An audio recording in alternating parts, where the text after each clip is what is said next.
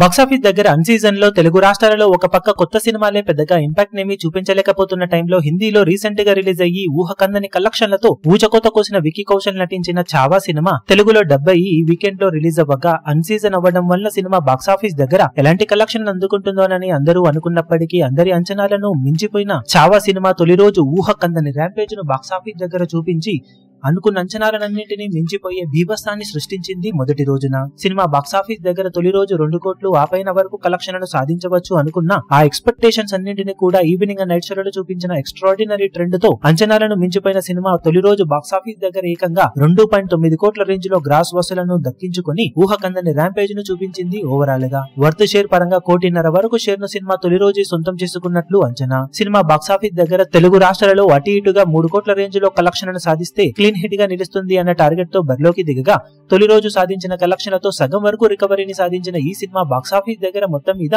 మరో సగం వరకు కలెక్షన్లను వీకెండ్ లో అందుకుని క్లీన్ హిట్ గా నిలిచే అవకాశం పుష్కలంగా ఉంది. దాంతో అన్ సీజన్ లో మేకర్స్ కి ఈ సినిమా మంచి లాభాలను తెచ్చిపెట్టే అవకాశం పుష్కలంగా ఉందని చెప్పవచ్చు. ఇక సినిమా రెండవ రోజు బాక్సాఫీస్ దగ్గర ఎలాంటి కలెక్షన్లను దక్కించుకోగలుగుతుందో చూడాలి.